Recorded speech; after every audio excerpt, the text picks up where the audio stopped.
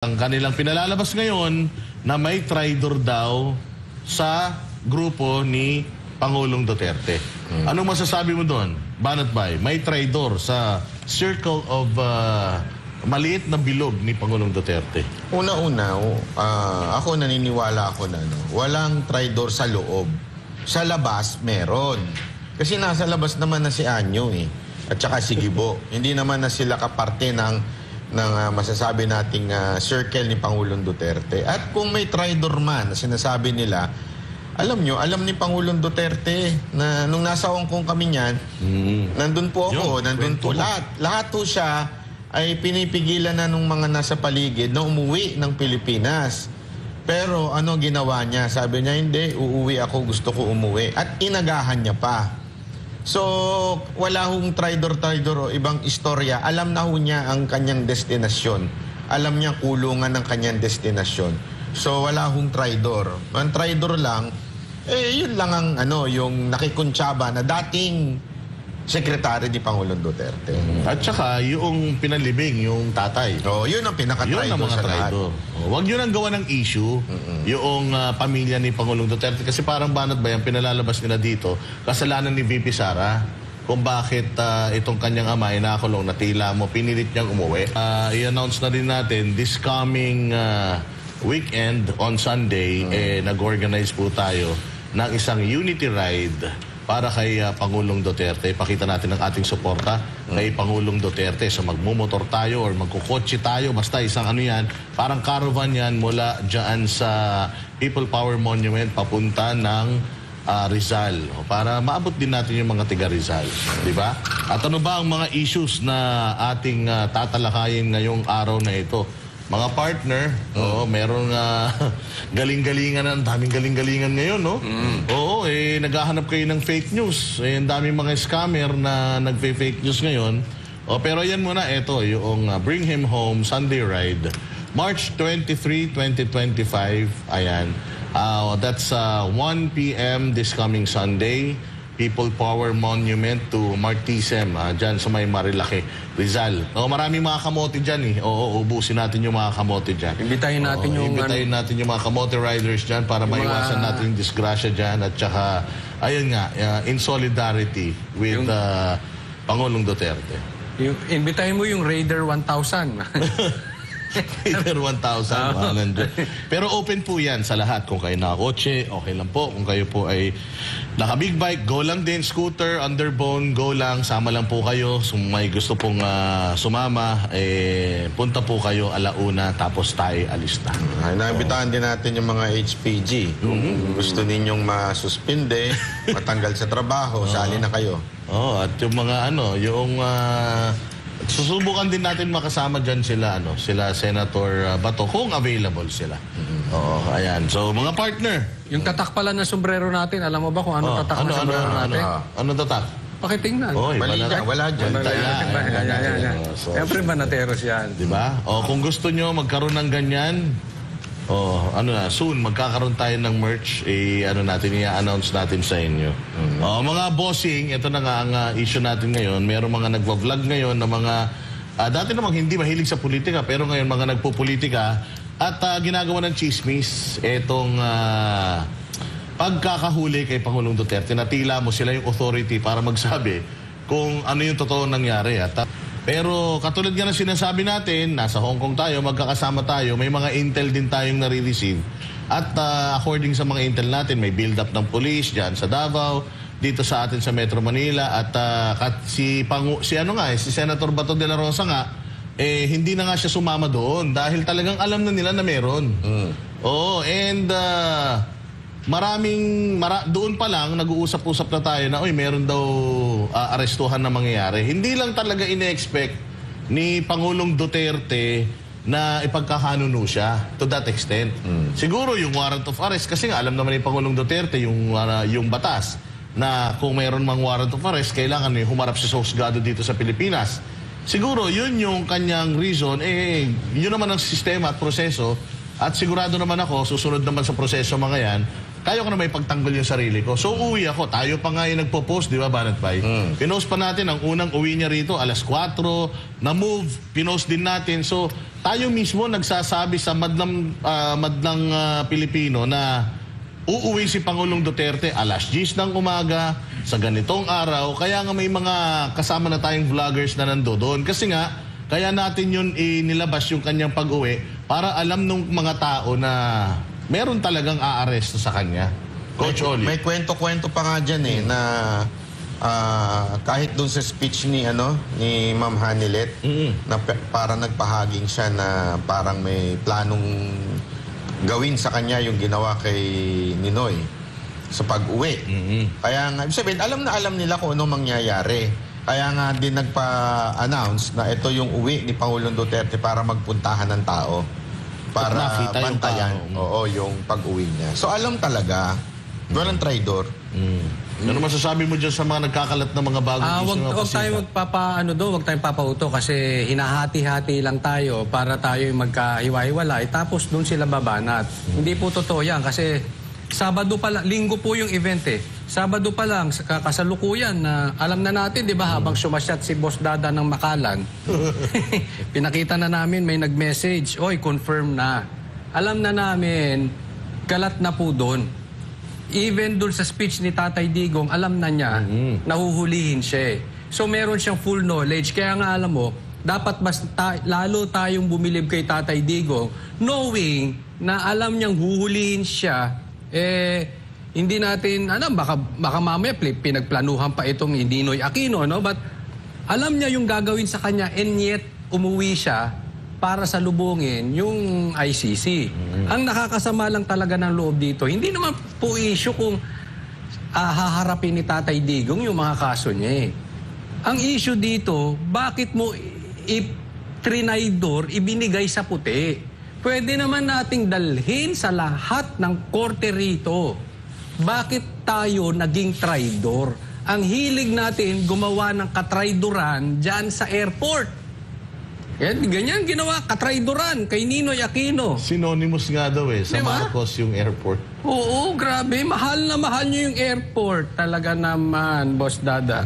Synonymous daw ang martial law sa pangalan ng mga Marcos and laging meron daw drama sa airport sa tuwing may Marcos na nasa gobyerno. Katulad nga ng sinasabi natin, hanggang sa huling pagkakataon, in-expose ni Pangulong Duterte kung gaano kabulok ang Pilipinas. In-expose ni Pangulong Duterte itong si Torre na walang alam sa batas. Walang alam sa pagpapatupad sa batas. Puros angas lang. Sige. Hindi lang natunugan ni PRRD na dadalhin siya sa ICC. Paulit-ulit naman kami. Gusto ko ng dito. Masasabi nga lang, alam nga Alam niya. Ano ba? Hindi lang niya talaga ini-expect na... Dalhin niya ako sa ospital, na-high-blood ako. Nakikidnapin siya. Oo. Alam niya kung ano yung Kasi nga, dahil nga doon sa Article 59 ng Rome Statute, kailangan humarap ka sa hukuman dito sa Pilipinas. In-expect ni Pangulong Duterte na dadaan naman siya sa proseso.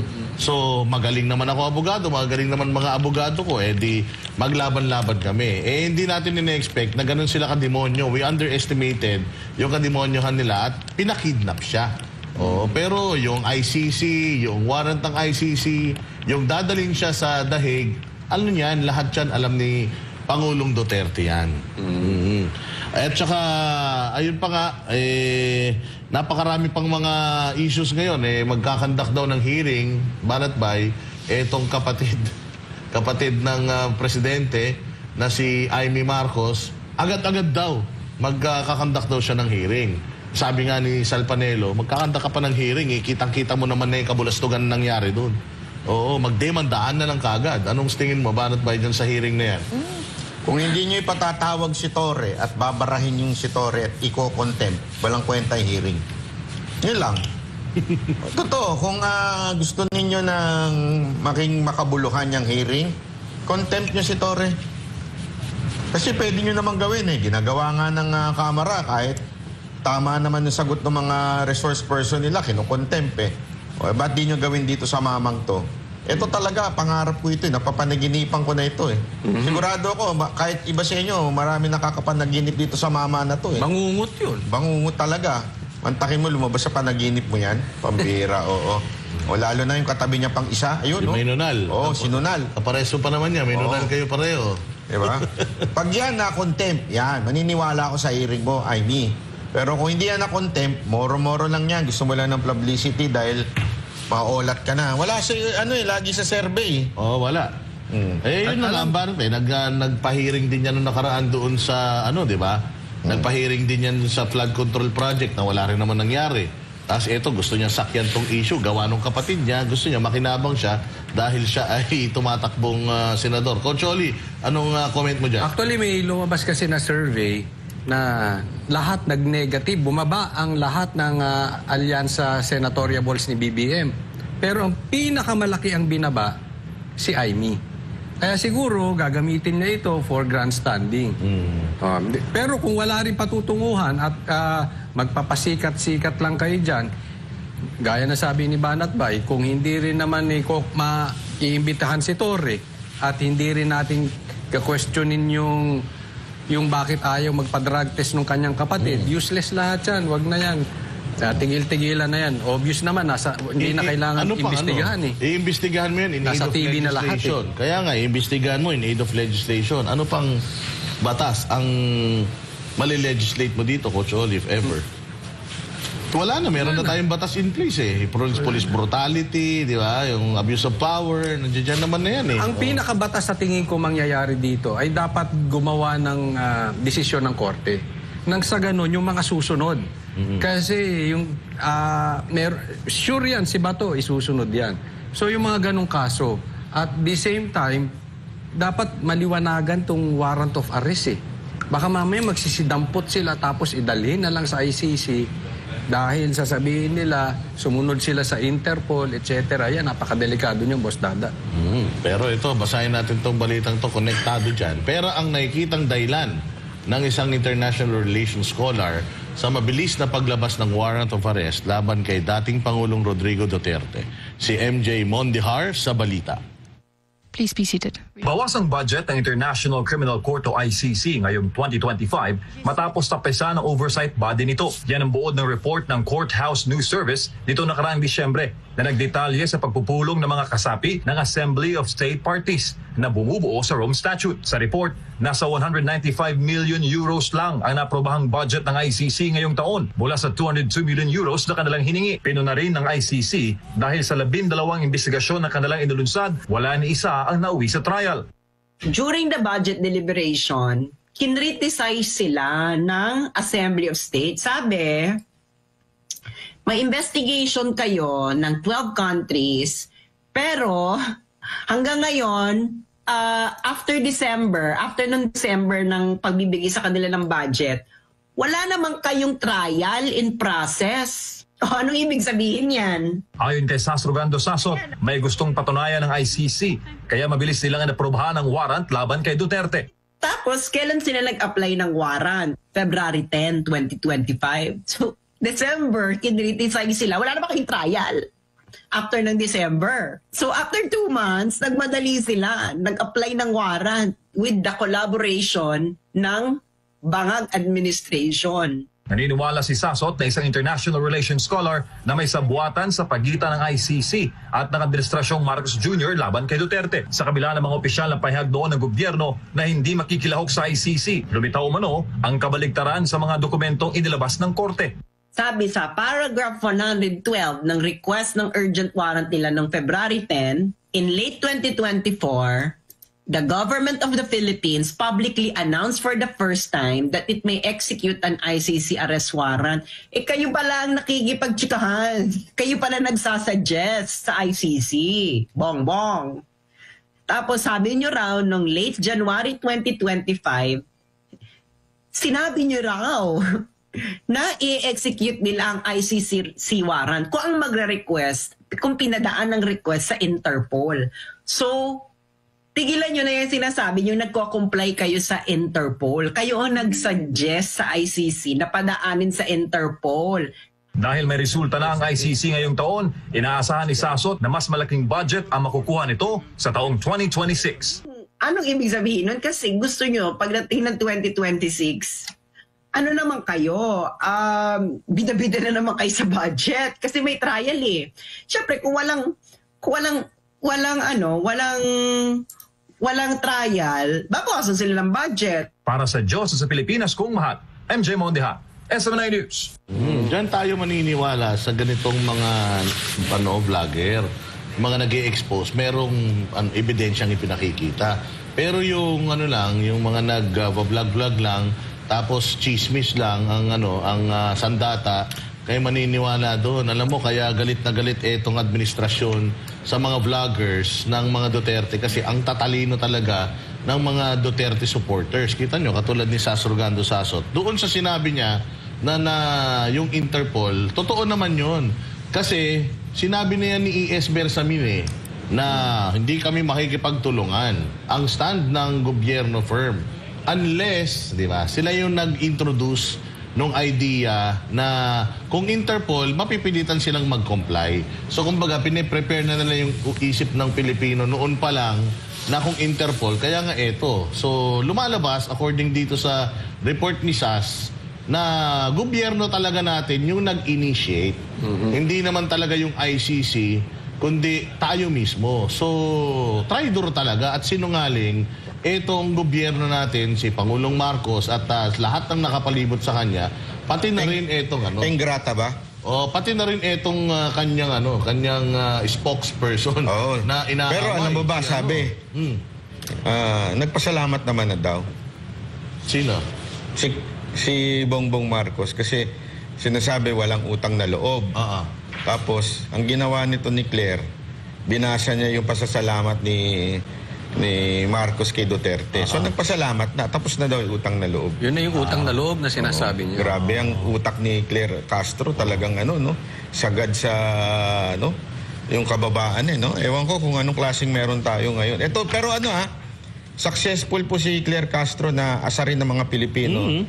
Dahil nakakaasar Totoo naman, yung mga hirit niya, pang pang boplax lang Pang kanto lang. Oo, pang kanto yung hirit niya, para bagang hindi talaga hindi spokesperson Sobrang ibinaba talaga ng Malacanang yung level nila nung kinuha nila ito. Kasi hindi naman siya talaga magre-report ng magagandang ginawa ni Pangulo magre-rebat lang siya na magre-rebat doon sa mga batikos kay Bongbong Marcos ng alanganin, hindi ba? Mantakin mo sabihin ba naman niya na yung Interpol, magkaiba daw yung sinasabi ni Guevara, ni Solgen. Sabi niya na magkaiba daw yun dahil si Solgen, ang sinasabi niya, walang jurisdiction ng ICC.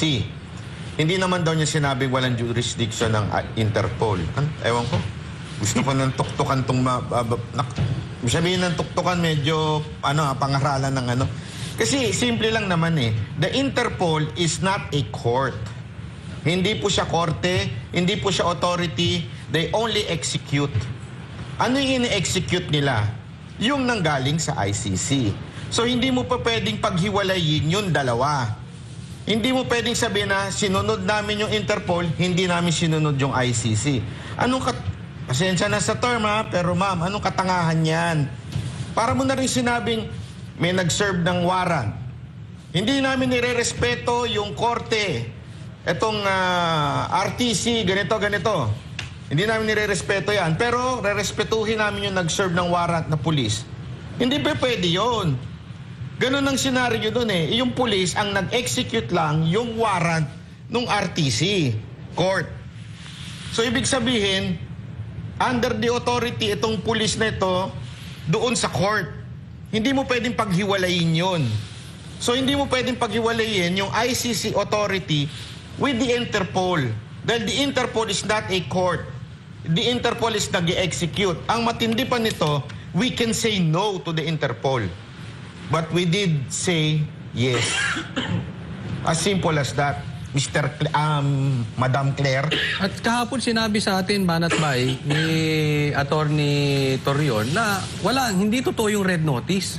Wala naman talaga daw red notice. So, but even though meron or wala, pwedeng panindigan ng presidente kung siya ay may paninindigan, pwede niyang tanggihan yun at sabihin, teka muna, padaanin natin to sa korte.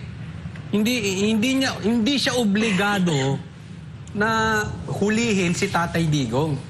At kung sakaling uubligahin niyang hulihin si Tatay Digong, di dapat pinadaan muna sa korte. Kaya nga, parang nagbumukang tanga dito si Utoy dahil, ang sabi ni Atty. Torreon, hindi naman ang DOJ pwedeng competent judicial court. Hindi yun. Maling-mali po, yung korte dapat ang pinadaan. Pero pag-usapan natin itong patungkol sa ICC, Boss Dada, buhay na sila dito. Kasi isipin mo, on the average, tatagal po ang hearing dyan, ang pagdinig dyan ay mga 10 years. 8 to 12 years daw yan. So sabihin natin, nasa 10 years, buhay na sila. And big fish po si Tatay Digong. Alam naman natin, yung issue kay Tatay Digong ay buong mundo ang nanunood na ngayon. So, malaking market ito for ICC.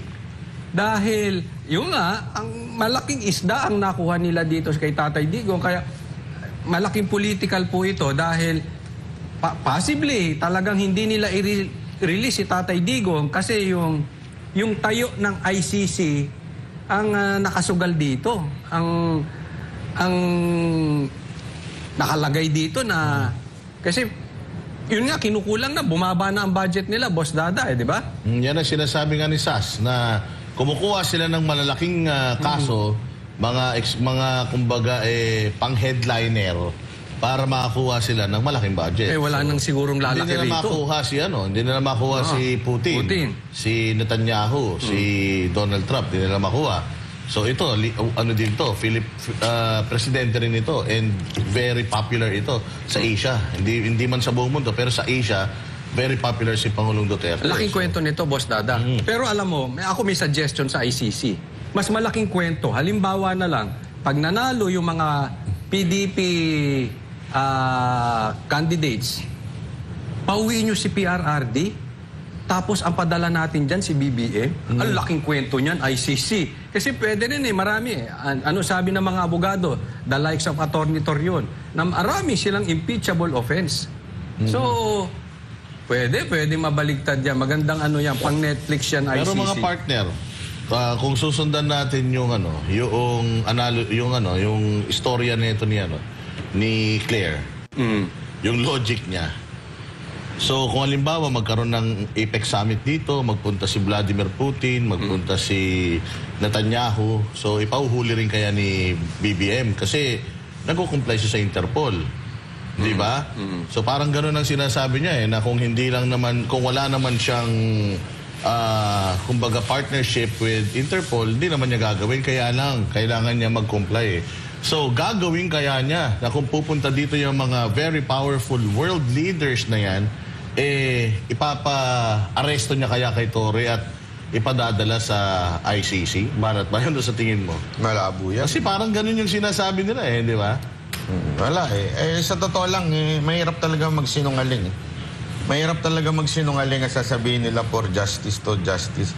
Alam mo, meron pang matinding argumento dyan na sinasabi nila na paano naman, kasi may nagsabi ito si Carpio, na sinasabi niya na meron naman daw jurisdiction ang Pilipinas since meron yung Republic 9851. Yung 9851 yung parang crime against humanity.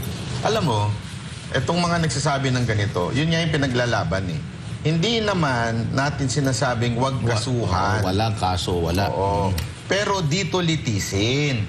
Dito nyo kasuhan. Paulit-ulit na sinasabi yan. Wag naman po tayong parang sirang plaka.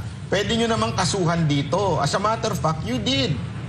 Alam nyo ba na kinasuhan na siya dati?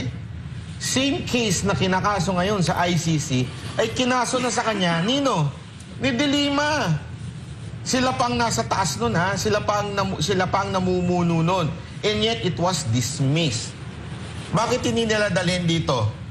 Because they know that any case against Rodrigo Roa Duterte na patungkol dyan sa crime na yan will not prevail because there is no enough evidence to prove na siya talaga ang nagpapatay. Wala. Alam nilang olat sila dito sa korte sa Pilipinas. So, pinulitika na lang nila. Para tumagal, nawala dito si PRRD, dali na lang sa ICC. Nagkamali sila dahil doon, lalong nagising ang diwa ng bawat Pilipino. Di ba? Kaya nga, di ba, china-challenge nga ni Pangulong Duterte kasi hindi na sinasabi niya, oh, ba't kayo nagre-reklamo? Eh, hindi ba yan nga ang gusto niya? Sabi niya, pumunta rito, tapos nagre-reklamo kami. Hindi kami nagre-reklamo sa ICC. Sumunod lang doon sa tamang proseso. Kaya nga, nagkaroon ng Senate inquiry, ng Congress inquiry, ng Quadcom, pumunta siya parehas dyan. Kasi nga, haharapin niya lahat. Kaya nga din wini-welcome niya lahat ng mga nag-a-accuse sa kanya with all yung sinasabi nila ng mga, inamin niya ng mga krimen dito sa mga hearings na ito, na mag-file kayo ng kaso. Kasi ready siyang harapin yun. And the reason why he came home from Hong Kong is dahil ready siyang harapin yung mga kaso na yan. Ang nangyari lang kasi, alam nila na mahina yung mga ebidensya nila laban kay Pangulong Duterte. Kaya ngayon ito, ang ginagawa nila, hindi sila nag-file ng kaso dito, nag-file sila ng kaso abroad.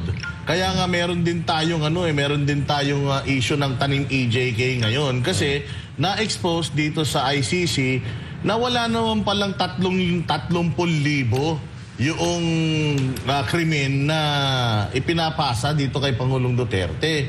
Eh wala pa pala 50, 43 lang from the date from year 2011 to 2019.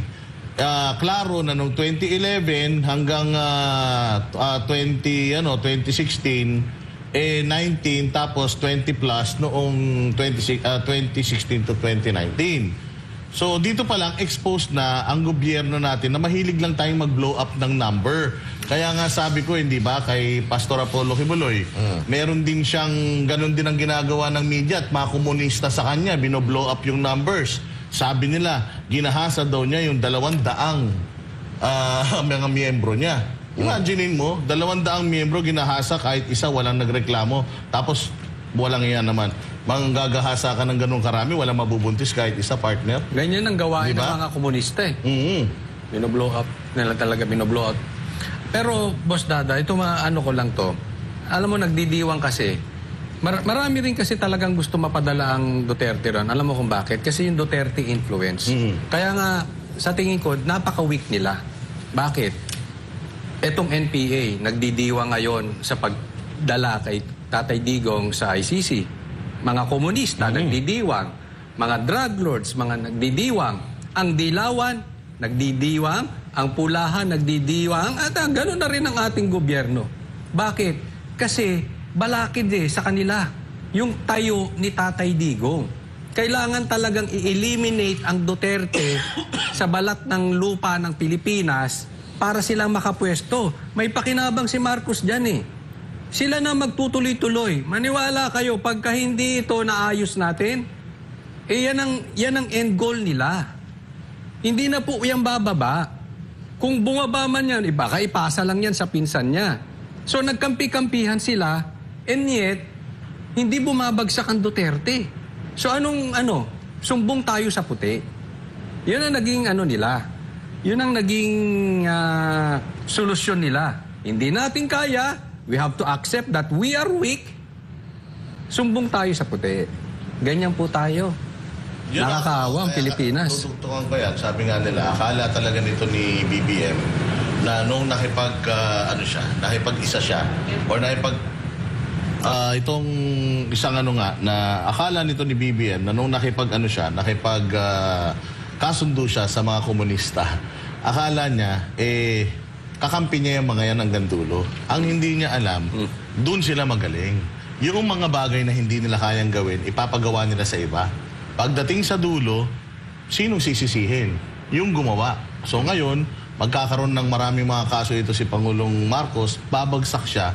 Akala niya tutulungan siya nitong mga kaliwa na kinutsaba niya. Hindi. O kakainin siya ng buhay ng mga ito. Kasi mga traidor ito, kahit sino ang makasama nito, tataydorin nito, nitong mga komunista. Ang gusto nila, sila lang ang mamumuno. Gusto talaga nila. Yun talagang ultimate manggulo. Manggulo, mag-create ng division, tapos magpatayan yung dalawang kampo, and then yung pagka nadali yung isa, mahina na yung isa, doon sila papasok. Ganun ang gusto nilang mangyari, yung mga komunista na yan. Actually, ang mga komunista ang mahilig sa fake news, ha? Meron pa kasi silang sinasabi na sa video, nagsisigawan daw Duterte. Yung pala, edited daw, tapos lumabas yung flag ng ibang bansa. May ganyan eh. O yung dating spokes, nagsabi niya, basta. O, pero, sila lang may gawa niyan. Try nyo pumunta sa rally kasi mismo. Kung nandun kayo sa Hong Kong, masasabi nyo, legit po ang sigaw ng Duterte. Kung nandoon kayo sa Liwasang Bonifacio, makikita nyo, legit ang sigawan ng Duterte. Huwag na po nating iligaw. Mahal talaga ng Pilipino ang Duterte. Sobrang ang paninira nila. Pati si Kitty, sinisiraan na ngayon eh. Oo. Diba? Na kesyo nag-a-addict Oo, daw. nag-a-addict kasi ganun yung itsura.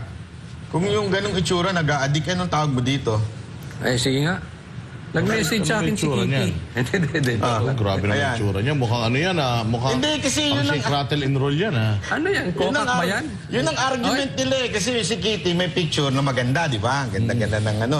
Tapos tatabi nila doon, yung nagda-drugs daw siya, yung pangit yung itsura niya. Eh kung mukha lang pala ang basihan ng pagiging addict. Kung mukha, wala ko sinasabing addict to pero kung mukha lang ang basihan ng addict, unfair naman ata yun. Di ba? Eh paano yung mga ganitong itsura? Ano yan? Adik na adik. Ay, wag ganun. Kung merong mga grupo na dito sa Pilipinas na walang kakarakarapatan na gumamit ng salitang adik at saka salitang budol, ito yung mga loyalista. Kasi Oo nga. hanggang ngayon, itong inyong pinagtatanggol na si Bongbong Marcos ay hindi pa rin nag-undergo ng drug test. Simple lang naman eh. Para matapos tong issue na to. Kasi baka mamaya si Kitty magpa-drug test. Tapos negative. Anong masasabi ninyo? Hindi ba? Kaya nga eto mga humpak nga yung vlogger na nga lang ninyo, puro mga humpak ang itsura eh. So wag natin daanin sa itsura ang pagiging addict. Wala sa itsura ang pagiging addict. Saan?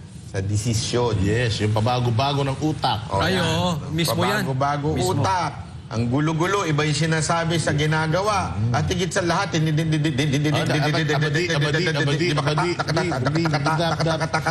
ang tapos ng sentence, di ba? Oo, at saka Yan yung ang- mga yan, basa kilikili. Kahit malamig naman. Yan yung mga yung mga signs ng mga addict. O tsaka yung ngiwi ng ngiwi, yung gano'n ng gano'n. Ayan, sure yan. Sure Oo. yan, yung iwi. Yung ganun. Kaya kayo, naku, Diyos ko po, wag na kayong lumayo, dyan pa lang sa inyo. Siguro mas maganda, bago kayo magtumingin ng ibang addict, yung addict muna sa, ninyo, sa circle ninyo, yan muna yung unahin ninyo. Hindi, kaya nga sinasabi ko, simple lang naman eh. Bakit hindi magpa-drug test? At tingnan nyo, sinasabi, mga narco-vloggers kayo. Lalabanan namin kayo ng drug test. Araw-araw, ayaw nyo naman magpa-drug test. Kami, ready kami magpa-drug test. Hindi, tsaka tinan mo, Coach Oli, let's say for example, nagsubok ng drugs si Kitty. Taga-gobyerno ba si Kitty? Di ba? Hindi naman. So, pointless na natingnan natin si Kitty, kung sakaling siya ay ganun man, pointless. Kasi wala siyang connect sa gobyerno. Ang merong connect, kayo. Kayo yung nakaupo Kayo yung dapat na... Ay, hindi, sasabihin nila, Boss Dada, paano yung anak? Paano ka? What do you mean? Ay, anak ni PRRD. Oo nga, hindi naman siya taga-gobyerno Si ano ba? Kung halimbawa ako, Si Charis ba? Nag-positive ako sa sa drugs. So, di ba? Hindi naman ako taga-gobyerno. So, walang bearing yun. Ang may bearing, yung ikaw, hinaral ka ng taong bayan, ikaw yung leader, tapos pabago ka ng isip. Hindi, yung sinabi mo ngayon, bukas, iba na, nakakalimutan mo yung mga bagay-bagay. Yun, yung mahirap. Pero ako sinasabi ko nga sa inyo, yung mga Duterte na yan, lahat ng pwede mong itapon sa kanila, pwede mong itapon. Huwag lang drugs, huwag lang corruption. Meron pa, bago ngayon. Yung merong kaso ngayon na inaano sila na plunder daw Pinost ni Attorney Torion yung kaso na yun kay Pangulong Duterte. Sa dami-dami naman ang kaso, yun pa ang anuhin. If-freeze nga daw yung assets. Hindi kasi yun ang purpose nun. Para ma-freeze yung assets nila, no? Ewan ko talaga. Ba't ang hilig nyo sa assets? Siguro mga kawatan kayo talaga, no? Lagi na lang kayo nakatingin sa assets. Besides, anong i-freeze nyo kay Pangulong Duterte? Oo nga. Hindi ba? Antayin ninyo, pag yung mga assets ninyo na-freeze, Diyos mio. Yan ang talagang... Ay, sure yan. Pag-upo ni BP Sara? Eto ang tindi pa nito eh. May nilabas yung yung abogado nilang ewan. Dahil daaw doon sa mga pinupost ng mga Duterte supporter, mas lalo daw matatalo. Hindi. Pambihira naman. Ginagaya nyo naman kasi sa corrupt na Yan? utak ninyo eh. Mind conditioning yan, Mike. Oo, inaano nyo kasi, hindi. Well, hinay-hinay din sa mga kababayan natin. Kasi talagang, alam mo naman, yung mga Pilipino ngayon, medyo nagdurugo talaga ang puso nila and medyo impulsive ang mga Pilipino or vulnerable sila ngayon. Tendency kasi, magpunta sila dun sa mga yan, sa judge, tapos kung ano-anong i-stock nila yan. Uso kasi yan dito sa Pilipinas eh, di ba? Kaya nga tayo natatawag na troll farm eh. Pero hindi yan mga troll at hindi yan mga troll farm. May mga legit na mga account na mga Pilipino na talagang sobrang pagmamahal nila kay Duterte at yun lang yung feeling nilang naitutulong nila kay Pangulong Duterte, mag-comment sa mga post ng mga umaaway kay Duterte. Well, yan mo makikita yung genuine na mga tao na nagmamahal kay Duterte. Pero doon naman sa, halimbawa, kung ako yung judge dyan sa ICC, binabash ako. Doon ba magbabase yung decision ko? Hindi naman corrupt yung mga yan. Siguro, kung dito sa Pilipinas, sa kanila, corrupt yung mga utak nila, mga balat sibuyas sila. Pero I think etong mga Europeans, trabaho lang tong mga to. Palagay ko, hindi makakaapekto yung pangtotrol sa kanila o yung pangbabash sa kanila ng mga Pilipino. Kasi ebidensya, doon yan magbabase. Basta siguro, dapat din gawin nila kasi dapat talaga i-pressure natin yung ICC. Okay? Mag-focus lang, huwag tayo ad hominem. Huwag niyong siraan yung judge. Ang sabihin ninyo, ipakita nyo sa ICC that we are aware. Halimbawa, illegal arrest. That we are aware na wala na silang soberanya sa atin. That we are aware na wala silang jurisdiction. That we are aware that this is politically inclined. So, pakita natin para ma-pressure sila na teka muna, hindi mangmang tong mga Pilipino, alam nilang nangyayari. And magkakaroon ng imahe na masama ang ICC because kailangan nila na magandang ng magandang imahe dahil sila ay korte. So kung pangit ang credibility nila, talagang medyo alanganin na nga po ang credibility ng ICC, tapos magkakaroon pa ng issue at sinakyan nila ang labang Marcos at Duterte na political naman, alam naman ng lahat ng Pilipino yan. No? So, yun na ipakita natin, bugbugin natin sa ganun. Yung legality nung kaso ni Tatay Digong, natin, huwag tayo mag-iinsulto doon sa judge. Yes. Walang masama doon, Boss Dada, sa tingin ko lang. Tsaka kailangan, mas maganda gamitin natin instead of awayin natin yung mga yung mga ICC judges na yan. Mas maganda, ipakilala natin si Pangulong Duterte sa kanila. Mahal namin yan, presidente namin yan, eto yan. Ganun ang gawin natin. Positive yung ating pagko-comment sa kanila. Wag nating aawayin. Naiintindihan ko naman na siyempre bugso ng damdamin, di ba? Kaya nga doon ako naiinis kay Claire. Kasi naglalabas si Baste ng kanyang sama ng loob. Ikaw ba naman kinidnap tatay mo? Di ba? So parang sa tuwing maglalabas si Baste ng kanyang sama ng loob dahil sa nangyari sa tatay niya, ito si Claire, sagot ng alanganin. Na sabi nga, pagdating sa utang na loob, na yun na nga, nagpasalamat naman na daw. So dahil ba sa utang na loob na yan, kaya hinire ni Pangulong Duterte si Michael Yang, may mga ganun pa siyang banat. So dahil ba sa utang na loob na yan, ang punto rito, let the family grieve. Di ba? Bayaan mo silang maglabas ng sama ng loob. In the first place, sila yung apektado, hindi naman ikaw eh. Wala ka namang ambag dyan. Actually, meron sa kanyang talaga definition. Ano? Nagsisimula sa letrang K. Kupal? Wala kasi kinupal. Huwag ka na kasi magkinupal, Doble mo yung K. Huwag ka na magkinupal kasi. Pabayaan mo lang. Kasi kung ako si Yusek, sasabihin ko, naiintindihan ko na si Baste, syempre tatay niya yan, naiintindihan ko na emotional siya. tayo po ay gumaganap lamang sa ating tungkulin. Rest assured na hindi natin pababayaan ang kanyang tatay, bla bla bla bla bla bla. Di ba? I mean, mas okay yun. Kesa yung kung makasagot siya, kala mo syota siya ni Bongbong eh. Kung makadepensa siya, kala mo asawa siya. Baka mamaya magselos sa yung asawa. Kulaming tapos na ang karir mo pag nagselos yun. Magselos sa yung asawa, overprotective pa naman daw yun. Pero parang walang puso ito si Claire dahil tatandaan po natin, tradisyon po ng Pilipino. Kahit saan kayong pumuntang ibang bansa, alam mo nagugustuhan nila sa Pilipino, yung talagang family ties. Napaka-importante sa atin yung dikit-dikit yung mga magkakamag-anak, close tayo sa bawat isa. So napaka-importante sa atin, lalo na yung may mga edad na. No? Nabastos si Tatay Digong may edad na. Tapos, ang ginawa ni Tatay Digong ay pinalibing. That is very, very reasonable na ikasama ng loob ni Baste. Pinalibing niya yung tatay mo eh. Diba? Napaka-importante sa Pilipino noon. Tapos yung tatay ko, pinadala nyo ron. Diba? Sa ating mga Pilipino, napaka-importante noon. Eh yung sagot ni Claire na ganon, para sa akin sa isang Pilipino, medyo walang puso yun. Alam mo, kahit sinong tanungin nyo,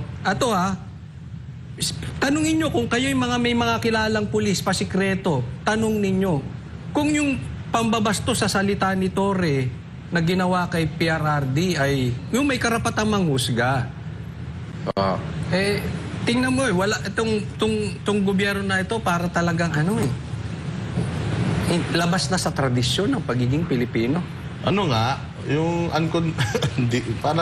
parang bangag nga eh. Yung hindi mo na maintindihan, pabago-bago, hindi mo na ma-spelling, di ba? O ganyan yung may mga kakilala kang sabog. Hindi, ito, naintindihan natin. Sanay na tayo kay Marcos niyan eh. Si Boying, narinig mo yung sinabi ni Boying? Nadandil. Na sabi niya, hindi nila papapasukin, aarestuhin namin sila dito. Yung Yung ICC. Yung ICC? Ay, sinabi ni Boying dati. Oo. Ngayon, tsaka sinabi nga niya kanina lang na done deal na yan. So, ibig sabihin, may deal talaga sila. Kaya sinabi niya na done deal na yan. It's a done deal already. Hindi na yan mapapabalik si Pangulong Duterte rito. Nakakulong na siya doon eh. Yun yung sinabi niya. Okay lang yun. Sabi nga natin, kung walang hustisya dito sa lupa, baka sakaling sa langit meron. Ayan, sigurado yan. Pero basahin natin itong balitang to. Kinakailangan proseso na idaan muna sa local judicial authorities ang pagpapaaresto kay dating Pangulong Rodrigo Duterte. Hindi nasunod ayon sa isang international law expert, si Cresilyn Catarong, sa buong detalye ng balita. Makaraan ang unang pagharap ni dating Pangulong Rodrigo Duterte sa International Criminal Court o ICC, puspusan ang paghanda ng kanyang defense team para sa susunod na pagdinig sa Setyembre. Mababatid na marami ang kumwestiyon sa naging paraan ng Philippine National Police o PNP sa pag-aresto sa dating Pangulo. Para sa nakararami, iligal ang kanilang naging proseso. Para sa isang international law expert na si Attorney Matthew Irasga, kung titignan ang Rome Statute, pati na rin ang lokal na batas ng bansa, ang Republic Act 9851, ang pinakakritikal na proseso na kailangang idaan muna ito sa local judicial authorities o competent judicial authority ay hindi nasunod. Kasi doon sa pag-aresto ng ating dating Pangulo, nakita naman natin nung mga nakaraang araw kung ano yung prosesong ginawa ng PNP. Hindi po ito issue kung lehitimo or meron talagang jurisdiction ang ICC. Nakabinbin na po sa korte yung issue na yan. Pero kung sa ating maobserbahan, ang kitang-kita po, hindi nasali ang ating hudikatura sa proseso ng pag-aresto. Base naman sa confirmation of charges, dito titignan kung mayroon bang substantial grounds to proceed to trial ang dating Pangulo. Paliwanag ni Irasga, ipapresenta ng prosecutor kung mayroong sufficient evidence para ma-justify ang trial. Kumbaga po, nasa pre-trial stage pa tayo nung kasong nakasampa laban sa dating Pangulo doon sa ICC. Batay sa ulat, pangungunahan ng British-Israeli lawyer na si Nicholas Kaufman ang defense team ni dating Pangulong Duterte na may mga hinahawakan na ring high-profile clients na napalaya ng ICC. Ayon kay Attorney Irasga, kung mayroon kang abogado na accredited ng ICC o kasama ng kanilang ICC list of lawyers at mayroon na ring karanasan na humawak ng ganitong klaseng kaso, ay malaking tulong niya ito sa panig ng depensa.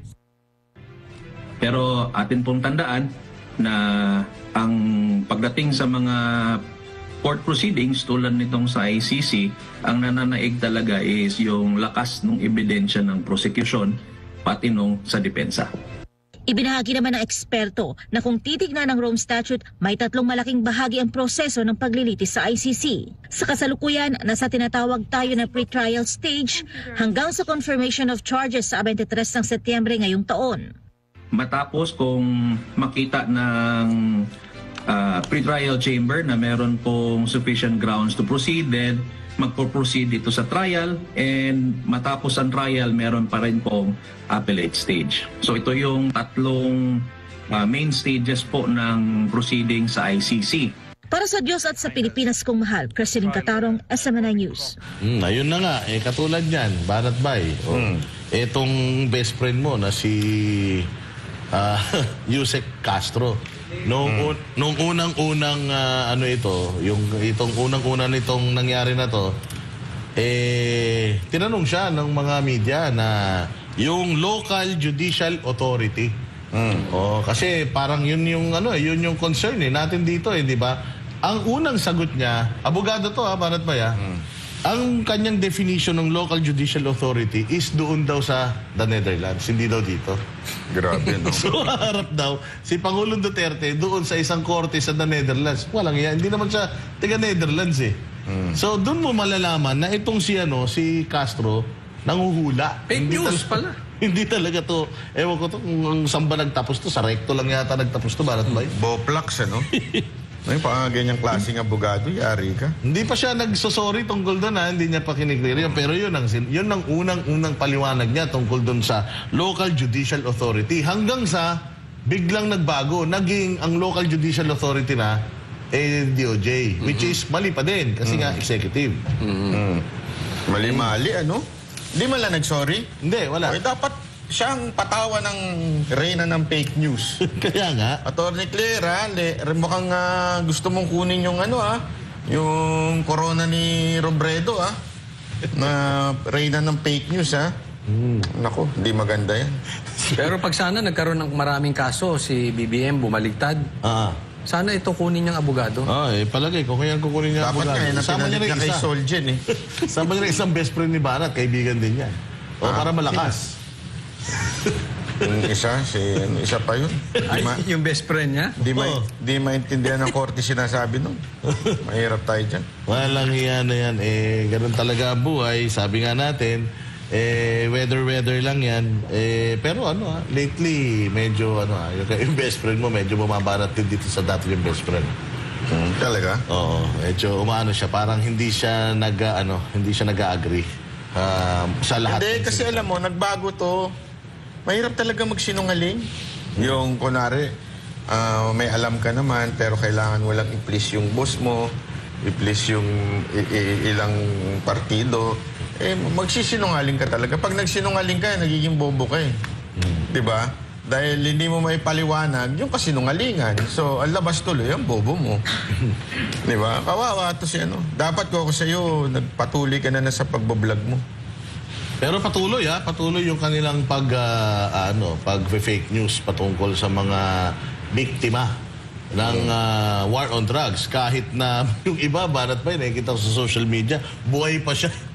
Buhay pa siya, nandun siya sa picture.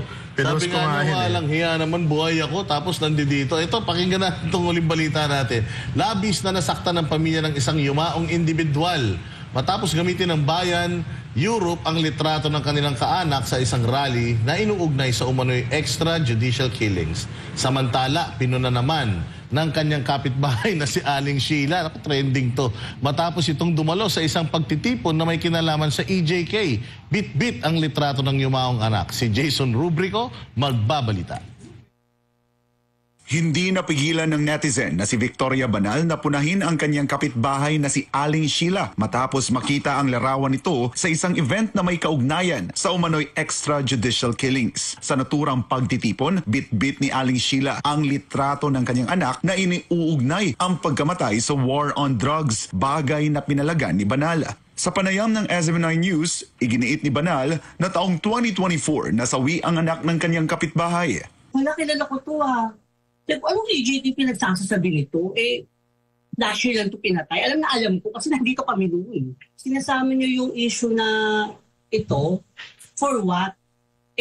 Unang-una, ikaw, si Alice, alam mo naman na hindi yan, part ng EJK. Dahil last year, again, inuulit ko last year, June yan pinatay. Kinumpirma rin ng Jara Funeral Services sa isang Facebook post na pumanaw ang individual na nasa litrato noong June 2024 sa isang ospital at naiulat ito sa Caloocan City Police. Binigyang diin ni Banal na wala siyang masamang intensyon sa kanyang pagsasalita laban kay Aling Sheila, ngunit aniya, hindi rin tama na magpakalat ng fake news. Gusto ko lang ipaalam sa tao na we know the truth.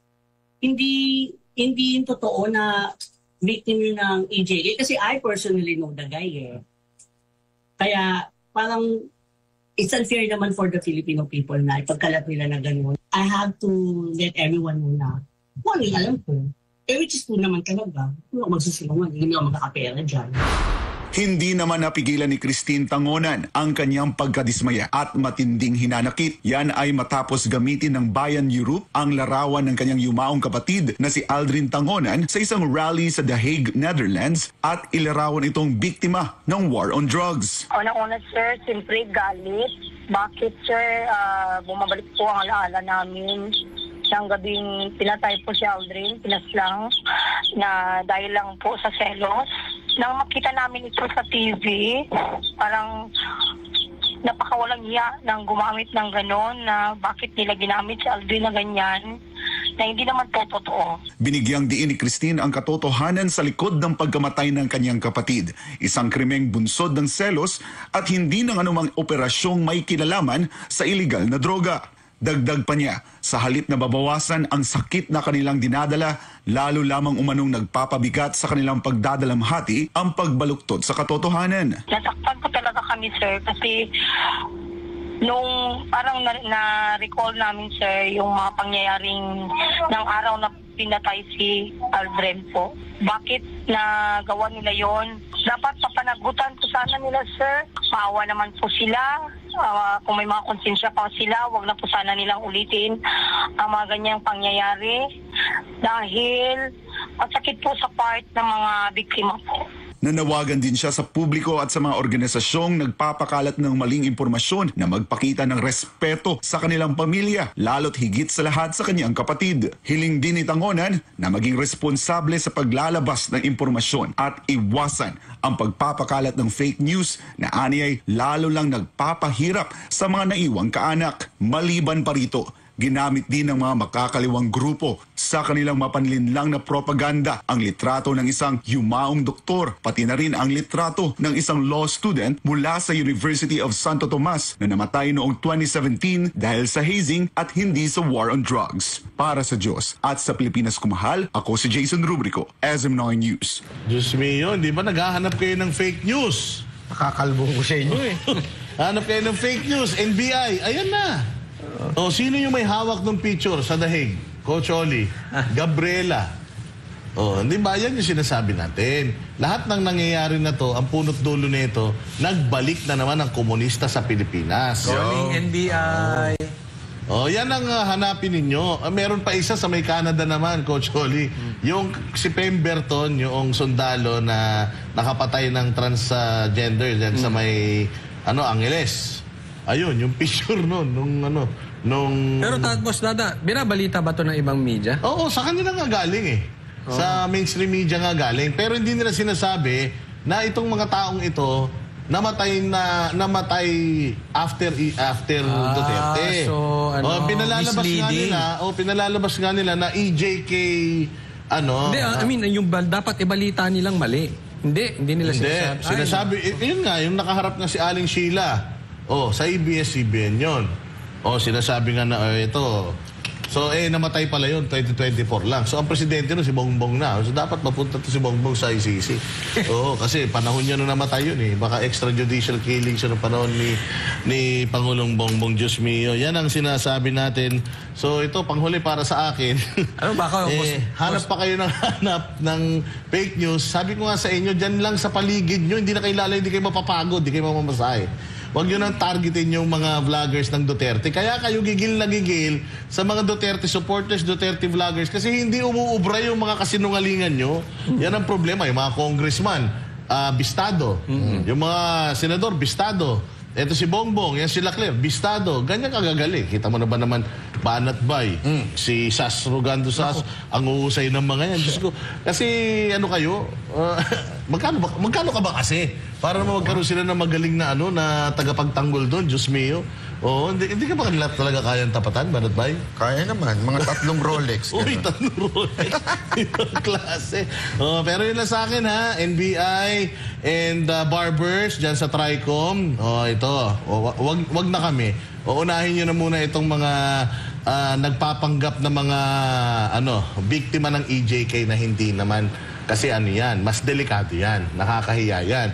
Unang-una sa lahat, binlow up nyo yung numbers to 30,000 EJK victims, tapos lumalabas sa ICC, wala pa pala 50. So nakakahiya ito.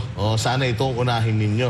Tsaka pasensya na kung magagaling ang mga Duterte, ganyan talaga pagka hindi binabayaran. Pagka puso lang, pagka talagang legit na pagmamahal sa bayan yung pinag-uugutan, magbabalita yan ng tama. Yung hindi akma sa inyong panlasa, hindi po fake news yun. Ang tawag doon, katotohanan. At kaya galit na galit kayo kasi masakit ang katotohanan. Coach Oli. Ako hindi na magugulat kung bigla na lang lumabas dyan na may dala-dala na picture ni Lapu-Lapu. Kasi lahat na lang oy, kasalanan mo to, Duterte. Ikaw, Digong. Pati na dengue. Tsaka yung binangungot kasama yata. Pinatay mo si Jose Rizal. Pero ilabas nyo lahat yung biktima ng AJK. Alam nyo kung bakit? Iimbestigahan natin yung mga kapitbahay. Sige. Ilabas nyo kasi nakaw. Tignan mo, kusa sila. Ay, mga kapitbahay, alam nila yung mga kalokohan ng mga bata na yan Di ba? Kung ilan ang ginahasa ng mga yan dahil sila'y sabog. Ilan ang ninakawan sa kapitbahay ng mga yan. Ilan yung ginahasa nila na pati kapatid nila, pati nanay nila, di ba? So, sige ilabas nyo. And then, we will do our part. Marami kasi nakakarating sa amin May mga nagpipresenta kami po kapitbahay, kami kapitbahay.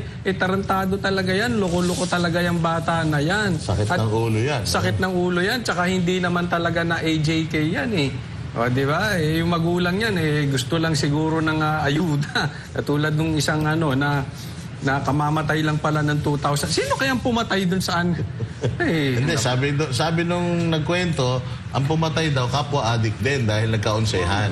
Sila naman talaga magpapatayan dyan Onsehan yan. Banat. Ayun. So, ganun na nga. Alam nyo, mga kababayan, kung talagang seryoso kayo na mabawasan ng fake news, tanggalin nyo si Claire Castro dyan sa Malacanang. Number 1 po yan. Kita mo naman, di ba? Kung ano-anong sinasabi niya, grabe, abogado pa yan sa lagay na yan, Paano nga naging abogado ito, Ang lupit talaga Anyway, ayun lamang po. Kaya kung gusto niyo po ako, patuloy ko sinasabi sa inyo, naglabas nga ako ng video at medyo nag-trending ngayon, Ingat po tayo, sa mga sinishare natin. Kasi may mga pain dyan, Merong mga troll farm na naglalabas sila ng mga pain na kunwari totoo, kunwari pinalaya na si Pangulong Duterte, kunwari ibabalik na si Pangulong Duterte. Pag medyo duda kayo, tingnan nyo kaagad yung website ng Banateros at saka ng Facebook ng Banateros at gayon din ang SMNI. Meron yan. Pag hindi binalita dyan at ng mga lehitimong matatalinong Duterte supporter, wag mo tayo maniwala basta-basta. Yung matatalino kasi meron din naman ding Boktak sila. Binabati ko nanonood sa atin ngayon yung kaibigan natin si Kuya Jack, yung tumatakbong konsyal dyan sa Gen 3. Balita ko nanalo daw yan. Dyan sa Gen 3 dyan sa Cavite. Ayan, nanonood ngayon. Magandang gabi sa'yo. Ito, legit na DDS talaga to. Mananalo? Oo, sabi nga niya lintik ang inaaway ako pero wala akong pakialam. Sabi nga niya, tumatakbo to independent. Boto niya yan dyan sa... Chua ba mananalo? Si? Chua. Wala na yun. No. Maganda siguro, imbitahan natin minsan yan dito, magpaliwanag siya. Kung maintindihan natin.